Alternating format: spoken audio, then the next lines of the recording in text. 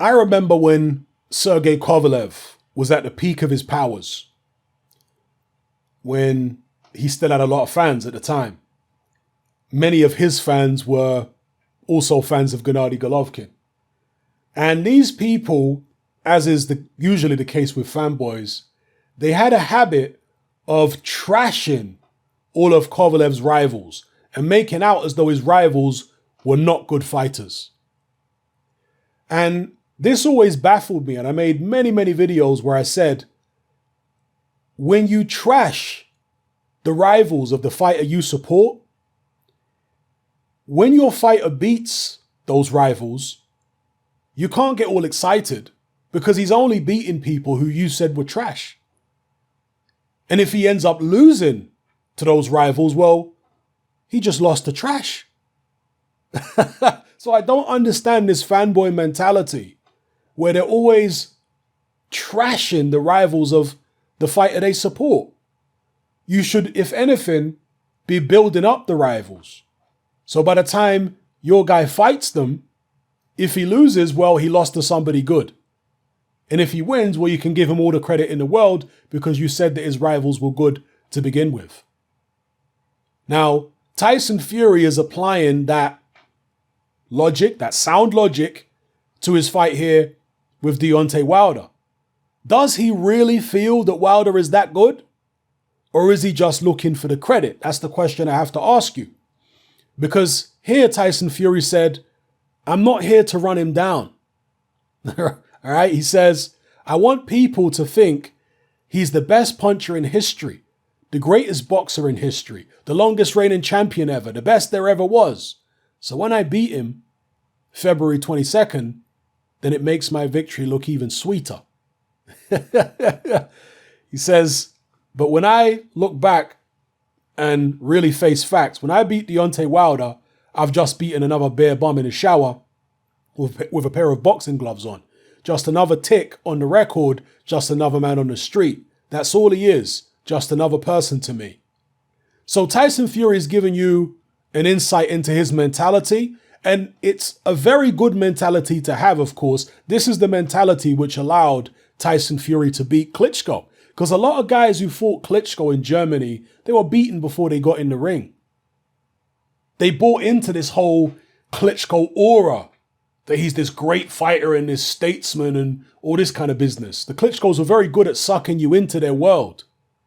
Tyson Fury didn't buy into the Klitschko world.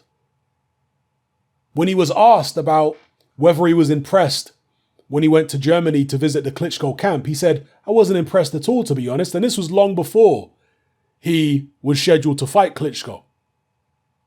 He said, were you impressed with what you saw in the Klitschko camp? He said, not at all, to be honest. I wasn't impressed at all. Just another bare bum in the... Oh, excuse me.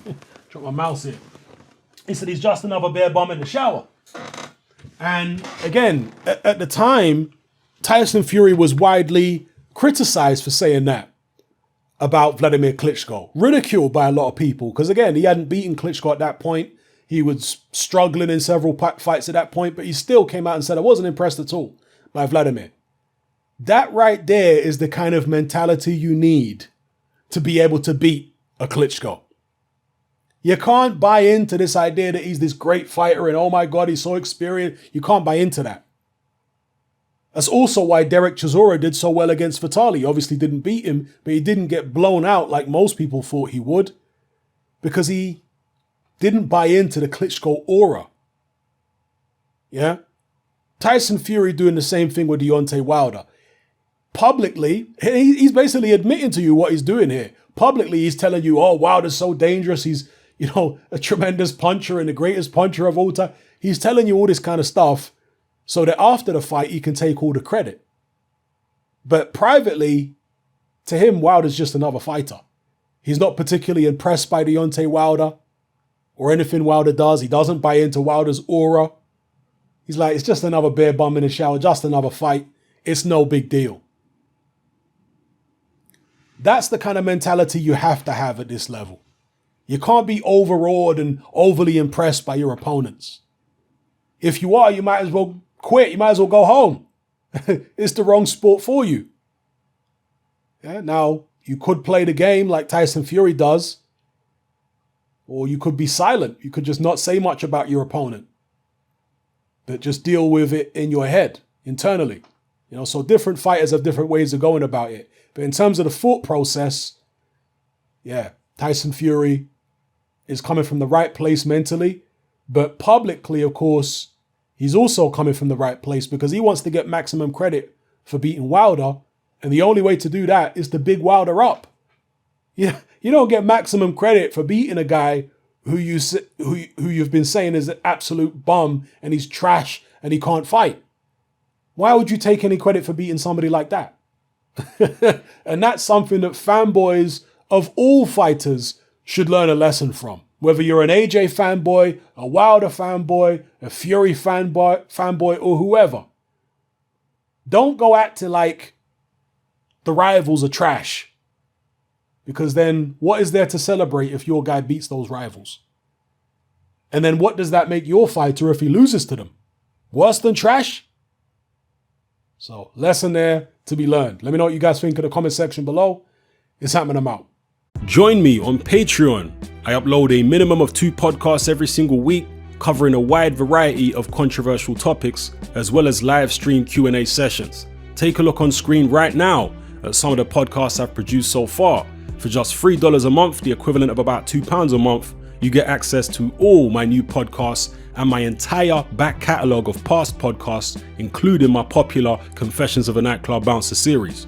You can listen on your computer or on your smartphone or tablet by downloading the Patreon app from the Google Play Store or the App Store for free. The Patreon app also allows you to download each podcast in MP3. For less than the price of a cup of coffee, you get access to dozens of hours of exclusive content. It's easy to sign up, there's no contract, and you can cancel at any time. So come and join our community of free and critical thinkers by signing up with me here on Patreon today.